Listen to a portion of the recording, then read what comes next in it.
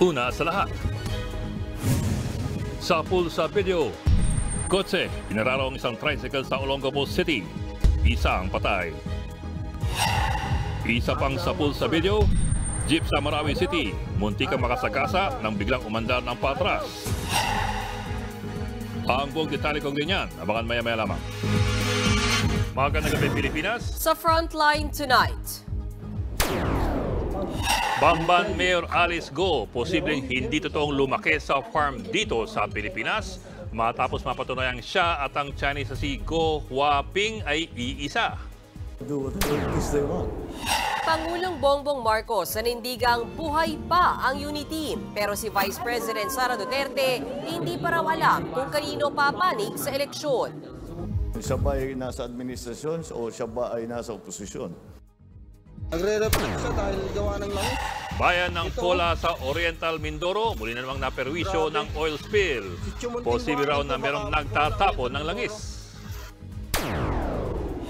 Nanay, pinagla-live sex video ang sariling anak na menor de edad para raw may pambayad sila ng utang. Mga parokyano, pawang mga dayuhan. Sa Frontline News Abroad, kandidato sa pagkagobernador sa Tokyo, Japan, naka-cosplay bilang Joker. Ang kanyang plataforma, payagan ang pagkakaroon ng maraming asawa. At lalaki, inatake raw sa puso nang malamang naka-jackpot siya sa kasino ng halagang 4 na milyong dolyar. I-fact check natin ang viral video na yan.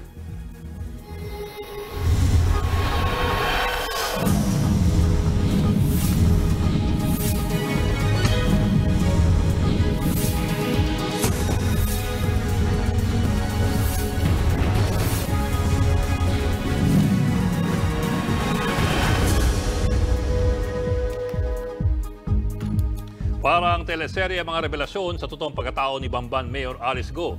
Iisang tao lamang daw siya at ang Chinese na si Go Huaping. Dahil dyan, lumalabas na hindi pala lumaki sa farm sa Pilipinas ang alkalde gaya ng ilang beses niyang sinabi. Nasa frontline na balitang yan si Ria Fernandez.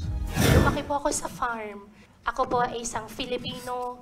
Kung hindi man po ako full-blooded po na 100% po na Filipino, dahil po sa tatay ko, ako po ay isang Filipino po. Lumalabas na hindi totoong lumaki sa farm sa Pilipinas si suspended Bamban Tarlac Mayor Alice Go. Yan ay kung pagbabasehan ng panibagong plot twist sa kanyang tunay na pagkatao. Dahil sa fingerprint matching, nakumpirma ng NBI na ang kilala nating si Mayor Go at ang nasa Chinese passport na si Go Huaping ay iisa. Alam mo, ang fingerprint, no two person, even twins, have the same fingerprints. No? Conclusive yan. It is yung dactyloscopy ay infallible science of identification. Hindi nagkakamali.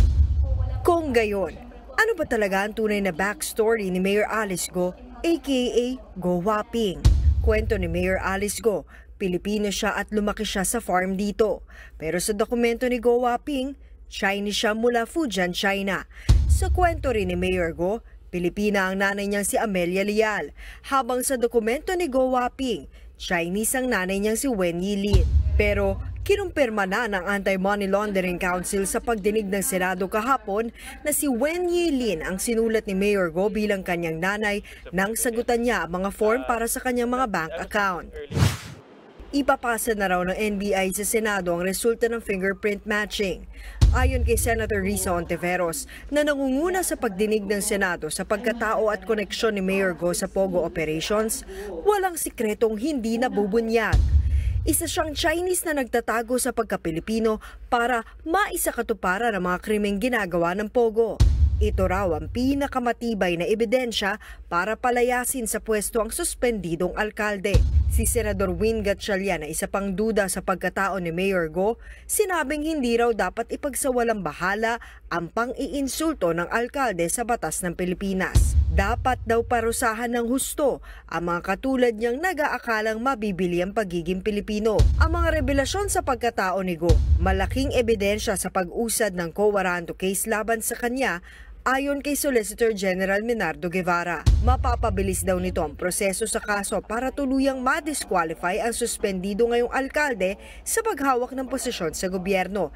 Lalo't isa sa mga kwalifikasyon sa public office ay ang dapat Pilipino. Ang susunod na kabanata ng kwento ni Mayor Alice Go ay talaga namang sinusubaybayan ng bayan. Nagbabalita mula sa Frontline, Ria Fernandez, News 5.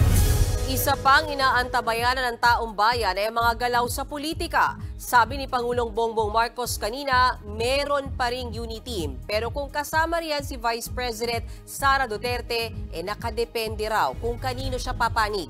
Narito ang aking report. The unity team is still there. And if you look at the structure of the parties that ran together in the last election, that really hasn't changed. Meron pa ring unity team. Yan ang binigyang diin ni Pangulong Bongbong Marcos sa kabila ng tila mas lumalalim na lamat sa relasyon ng mga Marcos at Duterte. Sa ngayon, hindi sumali ang hugbong ng pagbabago ni VP Sara at puwersa ng masang Pilipino ni dating Pangulong Joseph Estrada sa bagong Unity Team Alliance para sa 2025 elections. Pero ayon sa Pangulo, bukas pa rin ang Unity Team kay VP Sara. Depende na lang sa magiging desisyon niya pagdating sa politika. Depende lang kung ano yung positioning ni Inday Sara pagdating ng eleksyon. Siya ba ay nasa administrasyon o siya ba ay nasa oposisyon? That will be the only major determinant. Lumutang ang posibilidad na maging oposisyon si VP Sara matapos siyang magbitiw bilang DepEd Secretary noong nakaraang linggo. July 19, epektibo ang kanyang resignation. Sa ngayon, wala pang bagong kalihim ang kagawaran. Pero ayon kay PBBM, papangalanan niya ang bagong DepEd Secretary bago matapos ang linggong ito. Bago nagbitiw sa gabinete, matatanda ang sinabi noon ni VP Sara na para lang sa eleksyon ang unity team. Hindi naman na raw sila kandidato ngayon ni PBBM. Ilang araw matapos yan, inanunsyo naman ng bise na tatakbo bilang senador sa 2025 ang kanyang amang si dating Pangulong Rodrigo Duterte at dalawang kapatid na sila Davao City 1st District Congressman Paulo at Davao City Mayor Baste. Sagot lang dyan ni PBBM, It's a free country. They're allowed to do whatever it is they want. Ganyan-ganyan din ang reaksyon ng kanyang pinsa na si House Speaker Martin Romualdez. Una namang iminungkahi ni dating Senador Antonio Trillanes na magsanib puwersa na ang mga tradisyonal na oposisyon at ang Marcos administration para pigilan ang plano ng mga Duterte. Pero maalat sa ideyang yan si ACT Teachers Party List Representative Francis Castro na nag-anunsyo kahapon ng kanyang pagtakbo sa Senado. Dahil nakikita naman natin ngayon, Duterte Marcos lang yung pwedeng pagpilian, pero para sa amin panahon na sa Makabayan Coalition na magbuo ng ng magiging boses ng mga mamamayan sa Senado.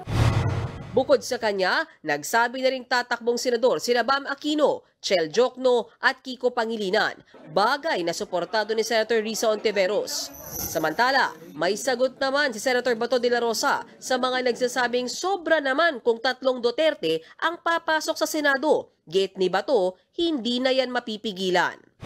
Kahit sabihin mong too much dahil marami, tatlong Duterte na senador, sabihin mo too much. Pero ang tao pa rin ang magdedesisyon kung gusto nila. Kung pwedeng gawin yan ng iba, bakit hindi pwede gawin ng mga Duterte? Kung si Pangulong Marcos ang tatanungin, buo pa rin ang bilansagang unity nila ni VP Sara Duterte. Buo pa nga ba talaga ang unity team at bakit parang ang Pangulo na lang ang naniniwalang buo pa ito? Nitong linggo, personal na naghahain ng kanyang resignation bilang Education Secretary at pinuno ng NTF-ELCAC si VP Sara Duterte kay Pangulong Marcos. Hindi po biro ang pagbibitiw nito. Ang Education Secretary siyempre ay bahagi po ng gabinete at may hawak ng pinakamalaking burokrasya at pinakamalaking budget sa lahat ng departamento. Siyempre, tinanong ng Pangulo si VP Sara kung bakit siya magbibitiw. Ang sagot ng Vice sa Pangulo, malaman dahil wala pong laman. At medyo mataray. Ito pong sabi niya sa Pangulo, huwag na lang nating pag-usapan. At ang Pangulo naman, hindi na nagpursige. Kung sa relasyon, parang nagsaulian ng kandila pero wala namang closure. Pero ngayong Huwebes, minalit ng Pangulo ang epekto ng pagbibitiw ni VP Sara sa tanyag na Uniteam. Ang sabi po ng Pangulo, yung mga partido na bumuo ng Uniteam noong 2022, nandyan pa rin naman. Walang pinagbago. Medyo totoo naman, pero medyo hindi po yun ang buong kwento. Totoo naman na ang mga major parties ng Uniteam ay magkakasama pa rin. Halimbawa, yung Lakas CMD, kung saan tumakbo si VP Sara noong 2022, at ay kaalyado pa rin ng Partido Federal ng Pilipinas ni Pangulong Marcos. Nariyan din ang mga guest candidates nila mula sa KBL, NPC, PDP Laban at PRP. Balikan lang po natin. November 11, 2021, bumitiw si Sara Duterte mula sa kanyang regional party na hugpong ng pagbabago at sumanib sa Lakas CMD. Nag-oath-taking pa siya kay Lakas President Martin Romualdez. Babalikan po natin yan. Makaraan lamang ng ilang linggo, formal na inanunsyo na ang Uniteam ni BBM at ni Sara Duterte. Si Sara sa ilalim po ng Lakas CMD bilang chairman ito at si BBM po sa ilalim ng Partido Federal. Pero wala pang isang taon sa pwesto, galit na bumitiw si Sara Duterte mula sa Lakas CMD. Hindi raw niya matiis at namandiri sa politika sa loob ng partido. Hindi pa po nagtapos doon. Matapos ng ilang araw, pinaringgan ni Sara si Speaker Martin Romualdez. Magmula po noon, tuloy-tuloy na ang away ng mga Duterte at ni Romualdez. Kaya totoo naman po ang sinasabi ng Pangulo na wala namang pinagbago sa mga partido sa ilalim ng Uniteam. Nariyan pa rin ang alyansa ng, halimbawa, Lakas, na nasa ilalim ng pinsan niyang si Romualdez at ang Partido Federal na nasa ilalim naman niya. Ang malaking kaibahan lamang po ngayon, nilayasan na ni VP Sara ang Lakas CMD. Dagdag pa ng Pangulo, buo pa ang Uniteam dahil wala pa namang pahiwatig ang Vice Presidente na magbubuo siya ng oposisyon. Depende naman daw yan kung saan papanig si VP Sara. Pero nung isang araw lamang, inununsyo ni Sara sa publiko na tatakbong senador ang kanyang ama at dalawang kapatid. Saan nakalinya mga mag-aamang Duterte? Ito na lang po, sa nakaraang mga buwan, napakaanghang na mga palitan ng mga Duterte at Marcos. At base sa kanilang huling pag-uusap nang magbitiw si VP Sara sa gabinete, mukhang mahirap nang sabihin kung BFF pa rin si Pangulong Marcos at si VP Sara Duterte. Inamin ni Senator Bato de la Rosa na mayroong mga paglabag sa karapatang pantao noong kasagsagan ng Duterte drug war. Patunay raw dyan ang mga nakasuhan at na-convict na pulis. Narito ang aking report. Hindi ko sinabi na walang nangyayaring human rights violation during the war on drugs. Aminado tayo dyan na mayroong mga kaso na talagang na-violate yung right ng tao. Sa bibig na mismo ni Senator Bato de la Rosa nang galing na meron ngang mga kaso ng human rights violation sa kasagsagan ng war on drugs. Si de la Rosa ang nagsilbing hepe ng Philippine National Police sa ilalim ng Administrasyong Duterte. Pero pagilinaw ng senador, dapat magkakahiwalay na imbestigahan ang mga kaso. Kasi kung wala, dapat hindi nakakasuhan yung mga pulis na gumawa ng kalukuhan. Kasi kung wala, dapat walang pulis na yun na konbikto, nakasuhan, na konbikto, na kulong.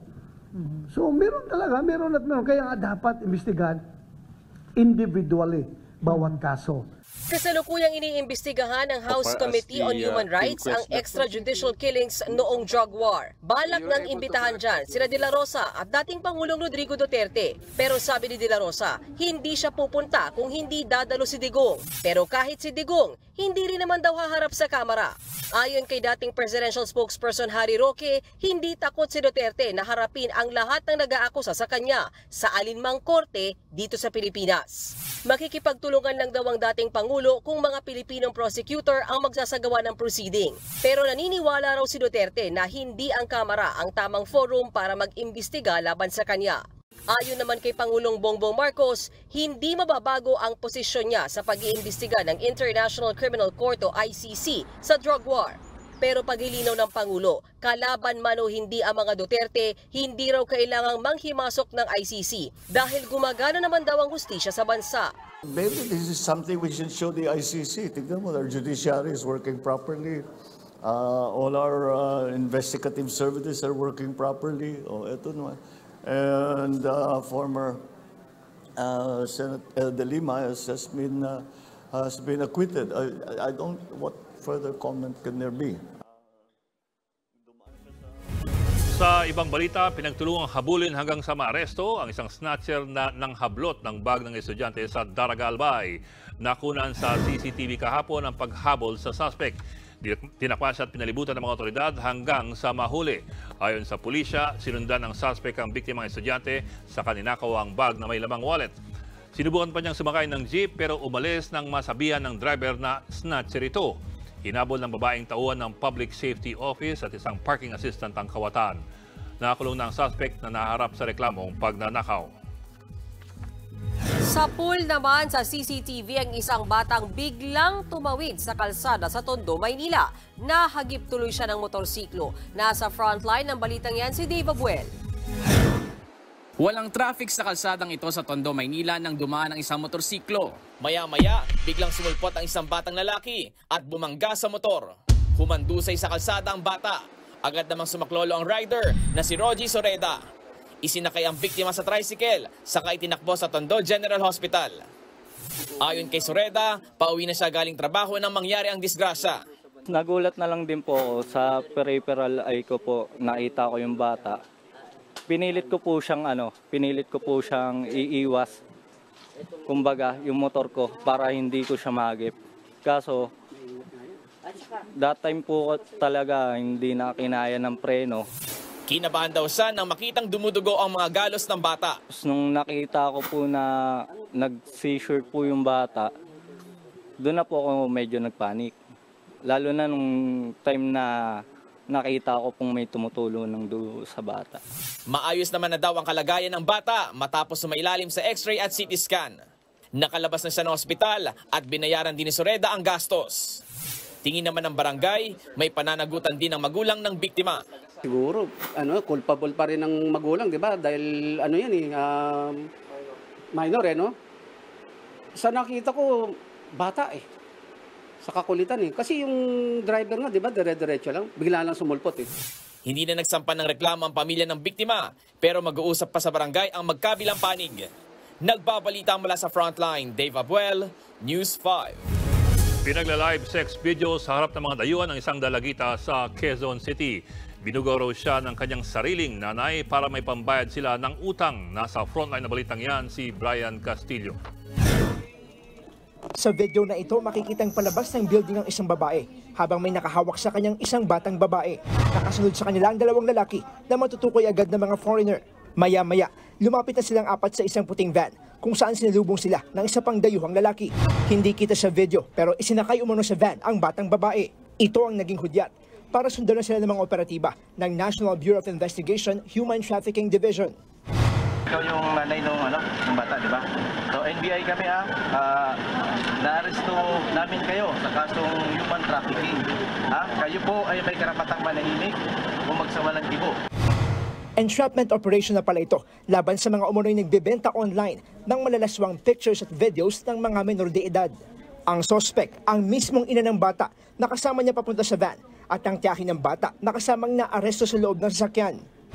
From Nabotas po, dinala po yung bata sa Quezon City para mag-perform ng live sex video po sa harap ng foreigner.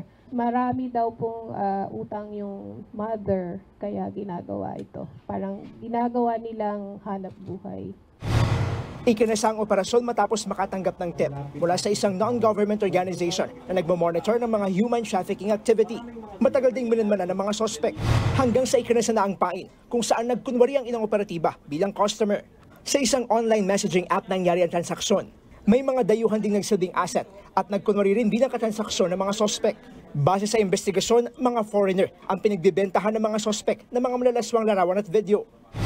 Yung nanay ay ibinebenta yung picture ng kanyang anak sa foreigner ranging from 25,000 pesos per show.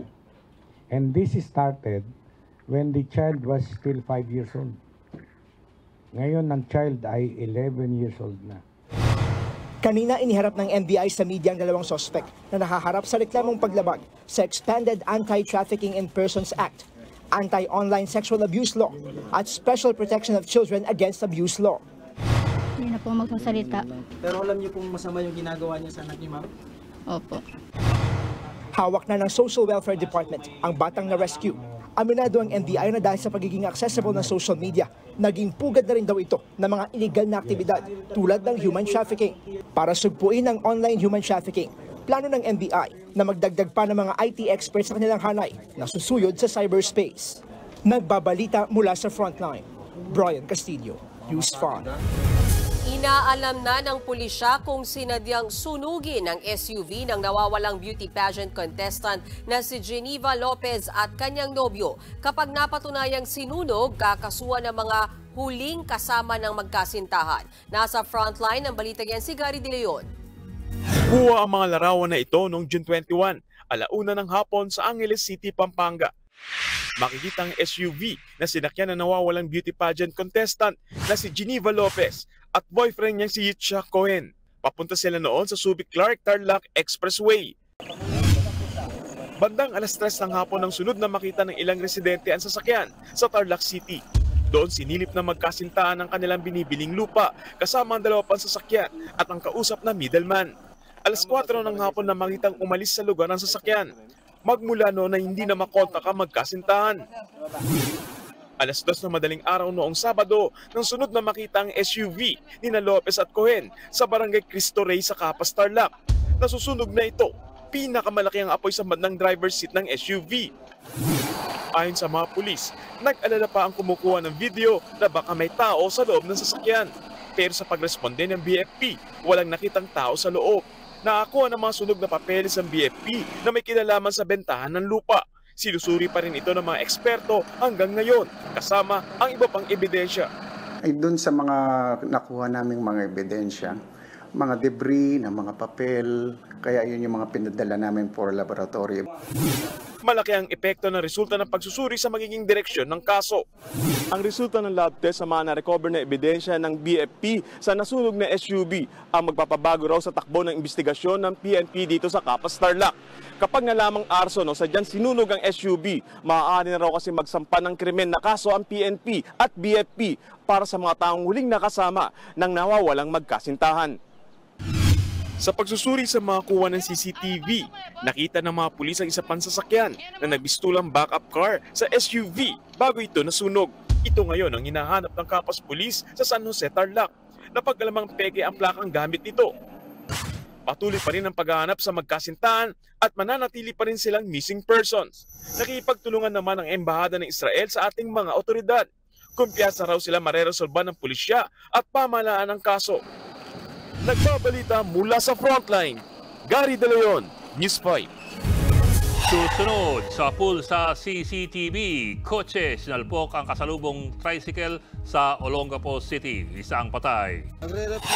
Bayan ng Pola sa Oriental Mindoro na dating pinerwisyo ng oil spill, nahaharap na naman sa parehong problema. At Japanese joker tatakbo bilang gobernador ng Tokyo. Ang gusto raw niya, tumawa lang ang lahat. Magbabalik pang Frontline Tonight.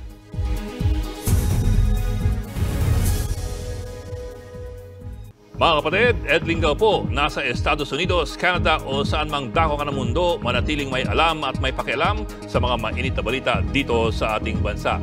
Simulan natin ang bawat araw sa tuloy-tuloy na balitaan sa Frontline. Mag-follow at mag-subscribe sa social media pages ng News 5.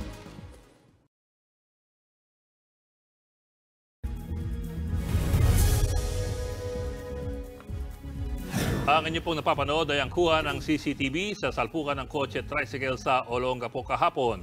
Patay ang tricycle driver habang sugatan ng isang pasahero. Ayon sa pulisya, nakatulog ang driver ng kotse. Maharap siya sa kaukulang reklamo. Sa Marawi City naman, sa pool sa video ang biglang pag-atras ng isang jeep mula sa matarik na kalsada. Naiwasan naman ito ang iba pang sasakyan. Walang nasaktan sa insidente. Iniimbestigahan pa yan. Samantala, muli naman nagkaroon ng oil spill sa dagat sakop ng Pola, Oriental Mindoro. Posible raw na may nagtatapon ng langis sa dagat. Nasa frontline na balitang yan si Brian Basa. Grabe mga kaubayan, ito ho. Nagkalat na langis sa dalampasigan at nangingitim na tubig. Yan ang bumungad sa mga residente sa barangay Bakawan sa Pola, Oriental Mindoro noong Martes ng umaga. Ayon sa kanila, nakasasakit sa sikmura ang masangsang na amoy ng langis. Ito ang panibagong oil spill sa naturang bayan. Sa tala ng lokal na pamahalaan, 2 barangay ang apektado, kabilang ang Bakawan at Buhay na Tubig. Nagsagawa na ng paglilinis sa mga baybayin. Ayon sa Philippine Coast Guard, hirap silang matukoy ang pinagmulan ng oil spill dahil manipis at nag-e-evaporate ang nakuhang sample ng langis. Pero posible raw na may nagtapon ng langis sa dagat na nagdulot ng oil spill. Ang findings po namin dyan, maaari po na nanggaling yan sa barko or bangka na maaari po na nagtapon doon sa area. Nag-discharge po sila, unintention or intentionally. Duda naman dito ang alkalde ng Pola. Matatanda ang nagkaroon ng malawakang oil spill sa Oriental Mindoro noong nakaraang taon dahil yan sa paglubog ng barkong MV Princess Empress. Pero hanggang ngayon daw, hindi pa nabibigyan ng danyos ang lahat ng mga mangingisdang apektado ng oil spill. Kasi ang tagal namin walang hanap buhay. So anong gagawin nila? Hintay na another oil spill para kami mabigyan ulit. Kawawa sila, kawawa yung mga fisherfolk. Nababahala naman ang isang advocate group sa pagkakaroong muli ng oil spill sa Pola. Maaari raw itong makadagdag sa pinsalang dulot ng naunang oil spill, lalo na sa Verde Island Passage. Nanawagan din ng grupo na ideklara bilang protected area ang Verde Island Passage para maprotektahan mula sa mga oil spill at iba pang ecological disaster. Nagbabalita mula sa Frontline, Brian Basa, News 5. Hindi armed attack. Yan ang iginiit ni Pangulong Bongbong Marcos sa pinakahuling pangaharas ng China Coast Guard sa mga sundalong Pinoy sa Ayungin Shoal. Pero maituturing pa rin daw itong sinadya at illegal. Nasa frontline ang balitang yan si Gio Robles. Eksakto 10 araw matapos ang pangaharas ng China Coast Guard sa Philippine Navy sa Ayungin Shoal, nagsalita na si Pangulong Bongbong Marcos. Kahit ninakawan, tinutukan ng palakol, binutas ang rubber boat ng araro, at kahit nakaputol ng daliri ng isang Pilipinong sundalo, hindi pa rin daw yan maituturing na armed attack ayon kay PBBM, sabay giit na iligal ang ginagawa ng China. It's not armed. Walang pumutok. Sir, bakit hindi tayo tinutukan ng baril. Although there were no arms involved, nonetheless, it is still a deliberate action and it is essentially an illegal action that was taken by the Chinese forces.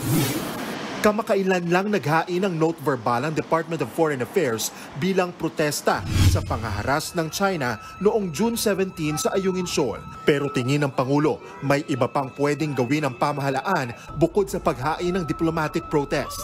We have to do more than just that. Kasi papatawag natin yung ambassador, sasabihin natin itong posisyon namin, hindi namin gusto yung nangyari, and that's it. But we have to do more than that, so we are. Hindi na idinetalya ng Pangulo ang mga ginagawa nila ngayon, pero ilang beses na raw nilang ipinatawag si Chinese Ambassador Wang Shilian tungkol sa pangaharas ng China sa West Philippine Sea. Sigurado raw si Pangulong Marcos na malinaw kay Wang at sa China ang pag-alma ng Pilipinas sa pambubuli nila. Kabilang din sa pinalalakas ng Pilipinas ay ating ugnayan sa Amerika. Napag-usapan nga yan ni US Defense Secretary Lloyd Austin at Defense Secretary Gibo Teodoro, kasamang pinaigting ang information sharing at pagtulong sa pagpapalakas ng kakayahan ng Armed Forces of the Philippines. Muli ring giniit ni Austin ang ironclad o matibay na commitment ng Amerika na depensahan ng Pilipinas at ating sovereign rights. Nagbabalita mula sa Frontline, Gio Robles, News 5. Pinagbigyan ng Korte sa Timor-Leste ang hiling ng Pilipinas na extradition laban kay dating Congressman Arnolfo Teves Jr. Kinumpirma po yan ng Department of Justice. Ibig pong sabihin yan, pauwi na ng Pilipinas si Teves para harapin ang mga kasong nakabinbin laban sa kanya. Hindi naman nabanggit kung kailan uuwi si Teves. Matatandang inaresto sa Timor-Leste si Teves na tinuturong mastermind sa pagpatay kay dating Negros Oriental Governor Roel Degamo. Kinatuwa naman ito ng asawa ni Degamo na si Pamplona Mayor Janice. Ayon naman sa kampo ni Teves, i-a-apply nila sa korte ang desisyon. Pwede rin daw silang humiling ulit ng political asylum.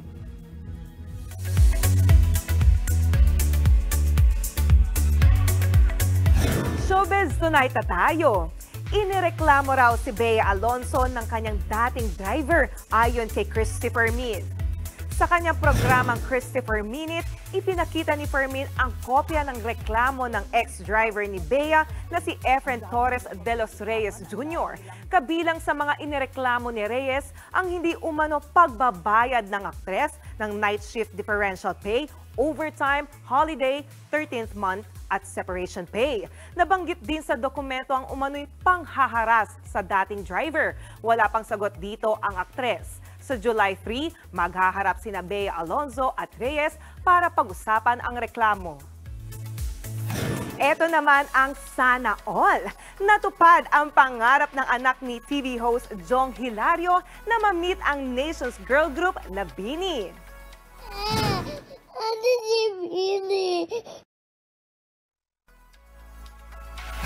Gusto raw pala kasi ni Baby Sari na magpunta sa concert ng BINI pero masyado pa siyang bata para umattend ng concert. Kaya naman noong June 15, na-meet na niya finally ang BINI sa backstage ng isang music festival. Tuwang-tuwa naman ang girls kay Sari.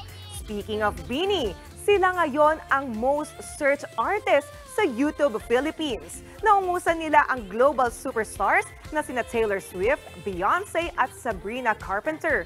Bukas naman ang simula ng 3-night concert ng BINI sa New Frontier Theater. Diyan lang kayo mga kapatid at may mainit pa akong chika mamaya. Susunod, joker na kandidato para sa pagkagobernador sa Tokyo, Japan, gumagamit ng pornography sa pangampanya.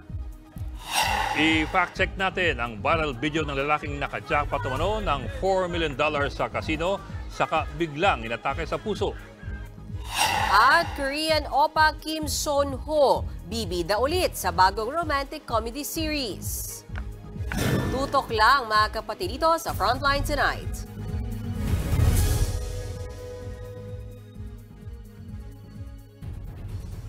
Mga kapatid, Mean Los Baños po. Nasa Europa o saan mang dako ka ng mundo, manatiling may alam at may pakialam sa mga maiinit na balita dito sa ating bansa. Simulan natin ang bawat araw sa tuloy-tuloy na balitaan sa Frontline. Mag-follow at mag-subscribe sa social media pages ng News 5.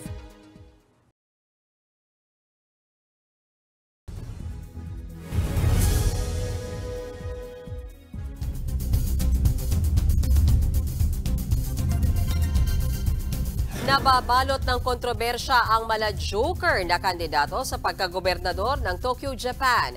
Gumagamit kasi siya ng kalaswaan sa kampanya at ang isa sa kanyang plataforma, payagan ang pagkakaroon ng maraming asawa.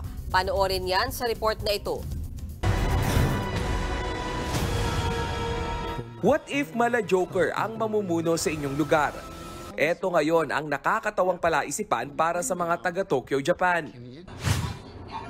Paano ba naman isa sa mga tumatakbo bilang gobernador sa kanila, ala joker ang paandar para sa kampanya?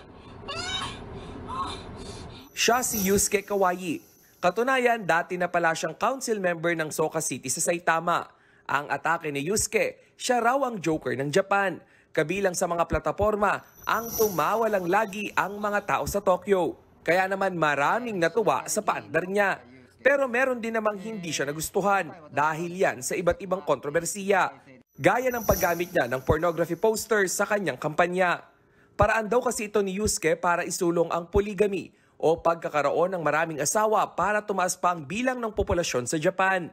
Isinusulong din niya na gawing legal ang paggamit ng marijuana sa Shibuya City. Gusto rin niyang palitan ang pangalan ng Shibuya at gawing Shabuya, hango sa salitang shabu. Isa lang si Yusuke sa mga nagva-viral na kandidato sa Tokyo dahil sa kanilang mga paandar. Sa July 7, pagbobotohan ang magiging gobernador ng Tokyo. Nagbabalita mula sa Frontline, Rainiel Pawid, News 5. Balik naman tayo dito sa Pilipinas. Ibinida ng bayan ng Pudtol sa Apayao ang higanting pinya sa pagbubukas kanina ng Pinya Festival. May taas yan na 26 na talampakan. Higit 2,100 na bagong pitas na pinya ang ginamit para mabuo ito. Kilala ang bayan ng Puntol sa matatamis at malinamnam na pinya. Taon-taong ipinagdiriwang sa lugar ang pista. Bukod sa higanting pinya, tampok din sa festival ang Agro-Trade Fair at ilang palaro gaya ng pagsayaw, karera ng bisikleta at meron pang beauty pageant. Abangan ang katotohanan tungkol sa viral video ng lalaking naka-jackpot daw ng milyon-milyong dolyar sa kasino pero biglang na heart attack. At rising Korean actor na si Byun Woo Suk nais patang nakikipag-date sa isang influencer. Tuloy-tuloy ang balitaan dito sa Frontline Tonight. Mga kapatid, Ed Lingao po, nasa Estados Unidos, Canada o saan mang dako ka ng mundo, manatiling may alam at may pakialam sa mga mainit na balita dito sa ating bansa. Simulan natin ang bawat araw sa tuloy-tuloy na balitaan sa Frontline. Mag-follow at mag-subscribe sa social media pages ng News 5.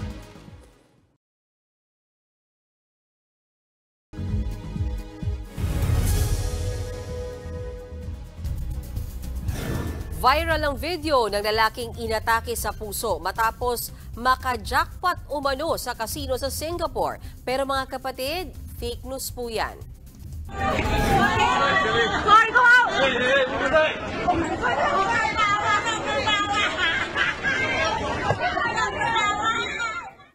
Nakahandusay at wala nang malay ang lalaki yan kaya nagpapanik na rin ang mga tao. Ayon sa mga kumakalat na report na cardiac arrest siya matapos manalo umano ng $4 million o mahigit 200 million pesos sa isang sugal.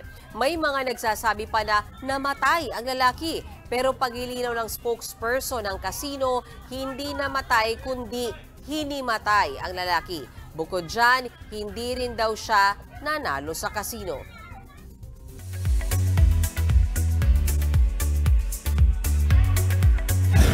How true na may dinedate ngayon si Lovely Runner star Byun Woo Suk? Yan ang tanong ng K-drama fans ngayong nililink siya sa influencer na si Stephanie. Nahalungkat ng netizens ang ilan nilang IG post noong pang 2022 kung saan tila magkasama sila sa iisang lugar. Nag-private naman na ng kanyang IG si Stephanie. No comment pa ang dalawa. Eto pa, muling magpapakilig at magpapatawa si good boy Kim Son Ho sa bago niyang rom-com series na Can This Love Be Translated? Iikot ang kwento sa multilingual interpreter na role ni Son Ho na magiging translator ng isang artista played by Sweet Home star Go Yoon Jung. Nagsimula na rin ang cast ng script reading session. Wala pang detalye kung kailan ang showing nito. Ipapalabas naman yan sa Netflix. At yan ang latest and hottest sa showbiz tonight. Ako si Jania Lipon. Happy Thursday mga kapatid!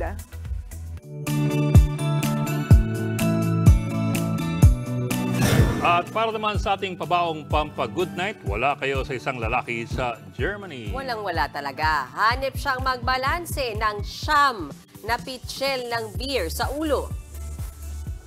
Ang malupit, nagsha-shadow boxing pa ang lalaki habang nagbabalanse. Wala lang din sa kanya ang paglalakad ng puro beer sa ulo. Sikat si Beerman na volunteer sa isang soccer game. Maraming fans ang nakiselfie sa kanya, kasama ang kanyang beer tower. Lasing kaya siya? Ba't anong gagawin yun? Wala lang. Siguro galing siyang circus. Galing siyang circus. Pero ba't beer? Wala lang din. Alam niyo, napanood niyo ba yung pelikulang Drunken Master ni Jackie Chan noong 1978? Sabihin mo na lang kung anong meron. No, gumagaling siya mag-kung hu pag lasing siya. So feeling mo ba, inaakusahan ba nating lasing ito? Shadow boxing pa siya habang may ano eh. So may akusasyon ka sa kanya. Anyway, sige. Buti na lang, Webes na. 45 minuto pag-ibayas malagang headlines. Balitaan at diskusyon para sa paghubog ng matalinong opinyon. Kami inyong kasangga sa pagbabalita. Ako po si Mean Los Baños. Ako naman po si Ed Lingao. Magandang gabi.